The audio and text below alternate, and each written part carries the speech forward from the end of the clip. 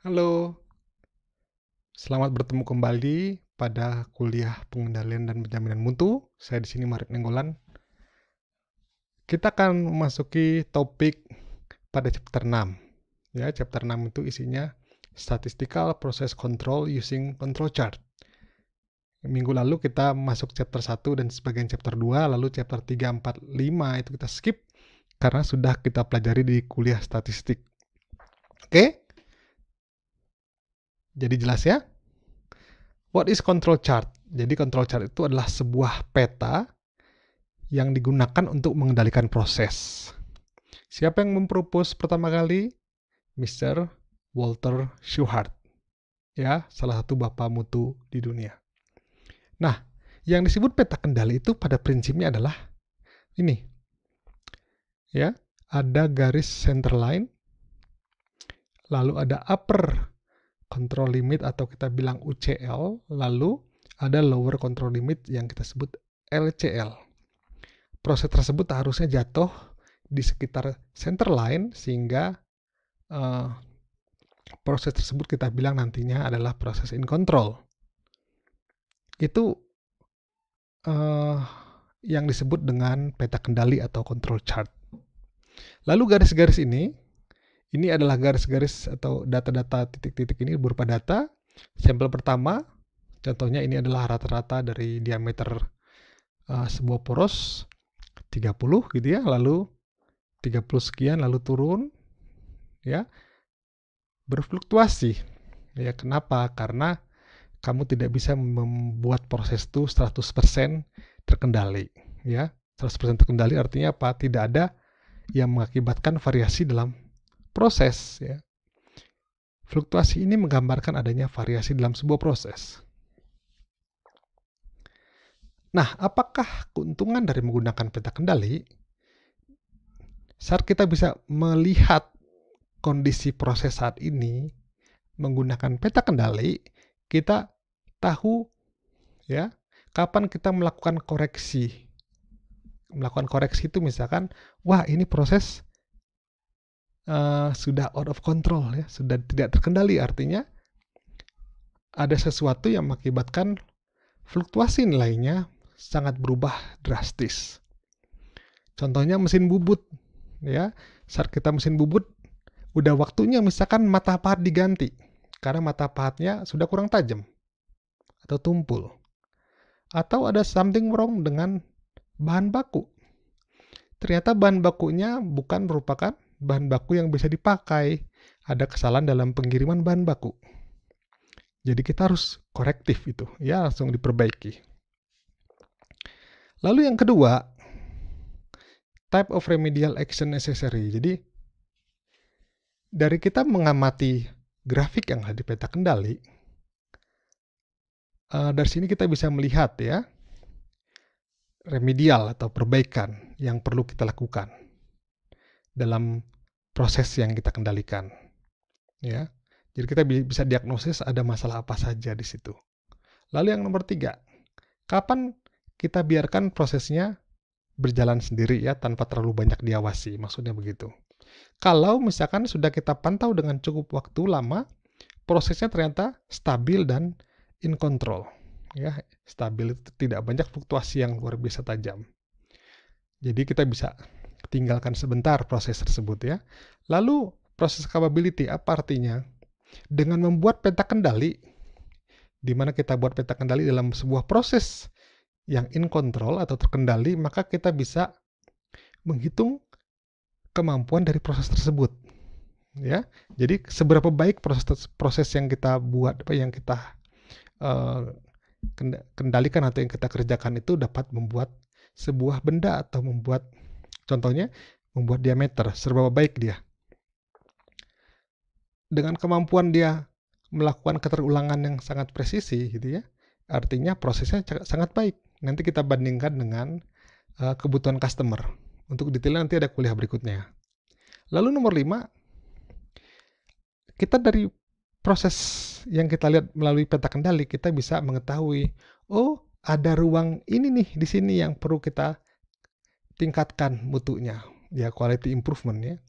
Contohnya, oh ternyata kalau ngebubut, biar nggak banyak kesalahan dalam membubut diameter, misalkan, maka ganti dari pencekam dari jauh menjadi pencekam yang lain yang lebih presisi, ya.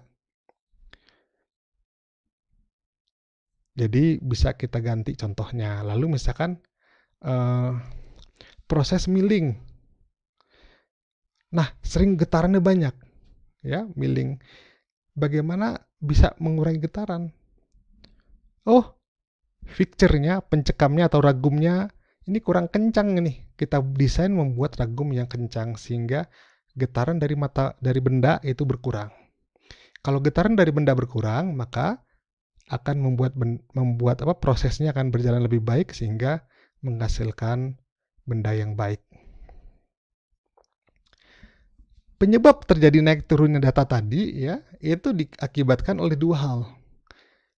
Ya, kalau di sini bilang cause of variation, itu common causes dan satu lagi adalah special causes.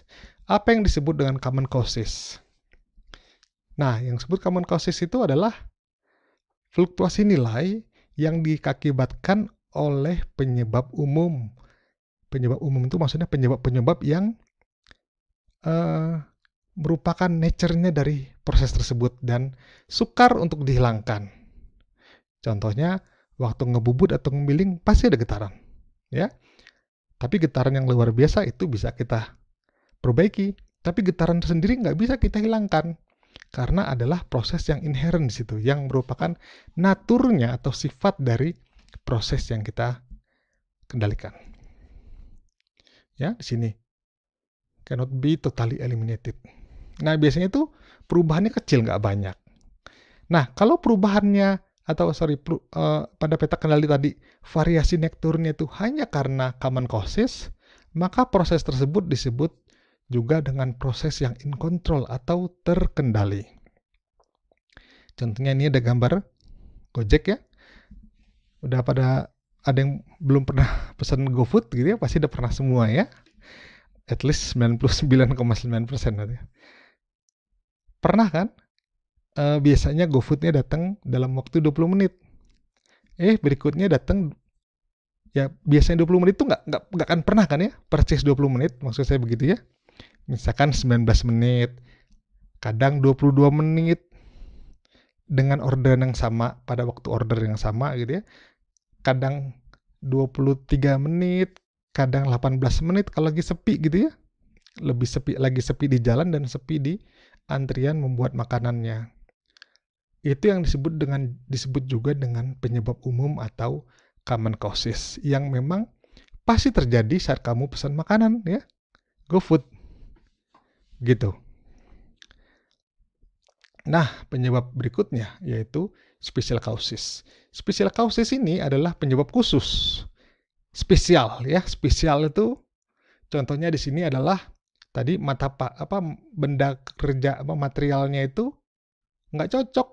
Biasanya material jenis misalkan ISI 1020 buat mengerjakan membuat poros misalkan, ya. Lalu tiba-tiba datang ISI 1040. Pasti beda hasilnya, ya. Atau bahkan aluminium, ya. Jadi materialnya berbeda akan menghasilkan kualitas yang berbeda. Oke?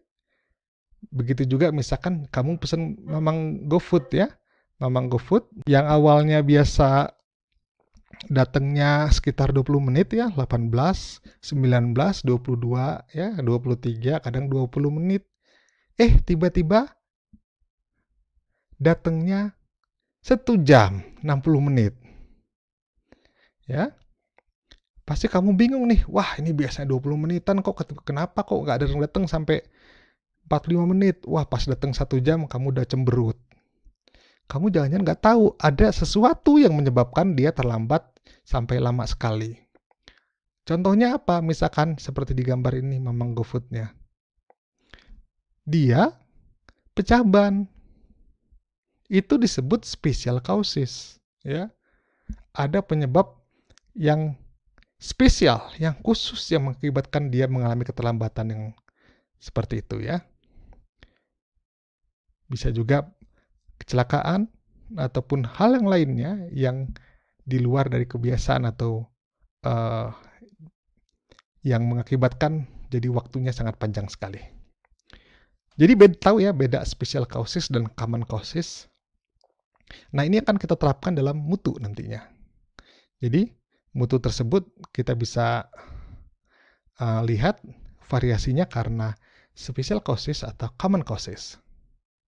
Nah biasanya common causes ini bisa kita handle ya, kita bisa handle dengan baik sebagai perusahaan. Pihak manajemen pasti bisa handle itu dengan mudah gitu ya, karena itu bisa penyebab yang common causes itu bisa diselesaikan dengan mudah oleh pihak perusahaan ya. Itu ada Bapak Mutu yang bilang. Nah, seperti apakah common causes dan special causes kalau digambarkan dalam bentuk orang memanah? Ya, orang memanah ini makin ke sana spreadnya makin tinggi, makin ke atas ketepatan dia semakin tinggi secara rata-rata. Yang kita inginkan tuh di sini ya. Mutunya baik itu kalau keterulangannya tinggi, presisinya tinggi dan dia tepat ke sasarannya. Kalau misalkan yang sebelah kanan ini juga tepat secara rata-rata tapi sebarannya sangat besar. Sebaran sangat besar. Jadi bisa aja tadi GoFood secara rata-rata 20 menit datangnya, tapi ada yang 15 menit, ada yang 2 jam, ada yang 10 menit doang nyampe. Itu nggak bagus. Ya. Yang tadi di sini yang bagus tuh kalau datangnya 20 menit, 19 menit, 22 menit, 23 menit, 18 menit itu bagus. Dari segi mutu pengantaran GoFood ataupun GrabFood ya. Ini kasusnya itu biar kita tahu karena biasa pesen ya. Nah kalau begini gimana? Ini artinya dia pada prinsipnya prosesnya sudah baik tapi setting rata-ratanya kurang tepat, kurang ke kanan. Ya. Kalau yang kanan ini paling parah. Sudah settingnya nilai tengahnya jauh daripada target, lalu sebarannya sangat besar. Yang pertama kali yang paling gampang diperbaiki adalah ini. Caranya gimana? Ubah setting ya. Contohnya orang udah jago nembak tapi nggak tahu kalau ada angin geser. Artinya kalau ada angin dari kanan ke kiri digoyang sedikit aja gitu ya, panahnya atau tembaknya senapannya. Itu gampang perbaikinya. Kalau yang ini perlu effort yang cukup lumayan besar, yang di bawah ini lebih besar lagi ya. Bagaimana hubungannya ke statistik? Ya, ini yang tadi cukup akurat tapi tidak presisi, gambarnya gini. Ya, rentangnya lebar tapi nilai tengahnya persis di target. Kalau yang di kanan jauh dari target tapi ya, presisinya tinggi. Walaupun dia tidak tepat. Nah, yang paling bagus tuh ini nanti ya, akurat dan presisi. Begitu. Nah, apa itu peta kendali atau control chart? Itu salah satu tools penting dalam SPC ya. Gunanya untuk menjamin proses kita itu sedang berlangsung secara random, atau maksudnya random itu in control, atau karena variasinya karena common causes, dan diharapkan ke depan juga akan outputnya juga random atau fluktuasinya karena common causes. Begitu ya. Lalu control chart itu juga online proses control ya. Nanti ada offline proses control. Fungsinya biasanya memonitor dua, kalau peta kendali variabel, rata-rata dan variasi. Tapi kalau peta kendali atribut itu biasanya hanya satu peta saja. Ada dua garis atas dan bawah, upper UCL dan LCL ya, dan juga center line di tengah-tengahnya. Nah, ini UCL dan LCL itu mendefinisikan range yang masih dapat diterima. Selanjutnya kita akan membahas dasar secara statistik pada peta kendali. Nah, menurut Duncan 1986, distribusi normal itu berperan penting dalam penggunaan peta kendali. Ya, jadi peta kendali di kasus kita nanti yang diomongin Duncan itu adalah peta kendali ya yang menggunakan peta kendali variabel terutama ya. Jadi kita bahas variabel karena lebih mudah dan juga lebih kaya informasinya. Nah, lalu apa yang diplot? Yang diplot itu adalah suatu nilai mutu yang penting. Contohnya apa? Diameter dari poros. Yang diplot adalah rata-rata diameter poros tersebut. Artinya apa? Waktu sampling itu artinya diambil sebagian, ya misalkan orang buat bubut mesinnya, lalu dalam 1 jam sekali kita ambil 4 sampel poros, 4 buah poros, lalu kita ukur diameternya, diameter 1, 2, 3, dan 4. Lalu rata-rata dari diameter tersebut itu yang kita plot ke peta kendali X bar. Nah, itu menggunakan normal distribusi ya, dasar dari peta kendalinya. Nah, kalau misalkan ini populasi adalah semua benda yang semua poros yang dibuat pada mesin bubut A gitu ya, maka sampel yang diambil itu lebih sempit ininya, variability-nya ya, variansnya lebih sempit. Kenapa lebih sempit? Contoh sederhana aja, misalkan kamu satu angkatan ada 200 orang lebih ya, misalkan 200 saja biar gampang, oke? Kita ngukur populasinya nih seperti ini buat pengen mengetahui mu dan sigma. Maka kita kita ambil data semua mahasiswa, lalu kita plot, makanya jadi ini. Ya. Data apa yang diambil? Contohnya data IPK ya, walaupun SARA ya IPK. Maka nanti akan muncul data dari IPK yang paling kecil gitu ya, Nasakom 1, sampai IP yang paling tinggi ya, yang nyaris-nyaris 4,0 bahkan 4,0. Rentangnya besar sekali kan? Tapi kalau kamu ambil saja contohnya 4 secara random, 4 mahasiswa TI Unpar secara random, lalu lihat IP-nya.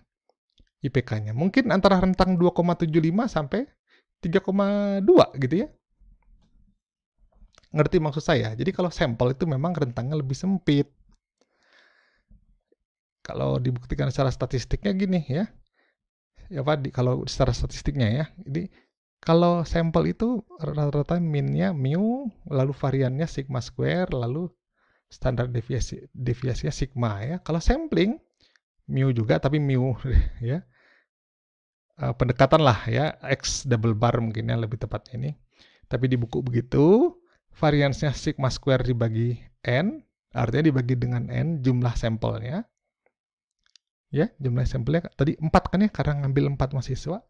Lalu standar deviasinya itu standar sigma per akar n. Begitu ya. Nah, ini contoh peta kendali variabel. Jadi kalau peta kendali variabel itu kita selalu lihat 2, yaitu sebaran dari X bar, ya, rata-rata dari sampel dilihat. Lalu yang bawahnya ini R ataupun sigma ya, kalau sampel size-nya besar. Ini melihat variansinya antar sampel. Jadi sampel 1 dan sampel 2 di dalam sampel ini, maaf ya, ini di dalam sampel. Jadi dalam sampel variansinya yang paling gede sama paling kecil itu dikurangin yang gede, dikurangin yang paling gede, dikurang paling kecil, itu namanya range. Atau bisa kita hitung standar deviasinya. Lalu yang di atas ini membandingkan rata-rata antar sampel. Jadi X bar itu melihat perbedaan antar sampel atau variansi antar sampel. Kalau R ataupun sigma itu melihat variability atau perbedaan di dalam sebuah sampel ya, masing-masing sampel. Ini contohnya, ini masuk paling tinggi ini melewati UCL, artinya range dalam sampel ini artinya yang paling gede sampai yang paling dikurangin paling kecil itu besar banget selisihnya gitu ya. Atau kalau pakai standar deviasi artinya standar deviasinya besar sekali. Oke? Artinya apa? Prosesnya sedang tidak normal atau kita bilang out of control. Kenapa kok perbedaan dalam sebuah sampel itu besar sekali? Ya, artinya kemungkinan dia mengalami ada penyebab khususnya sama kayak GoFood dan Gojek tadi ya. Oke. Terima kasih, sampai jumpa ke video selanjutnya. Saya Mario Nenggolan. Sampai jumpa.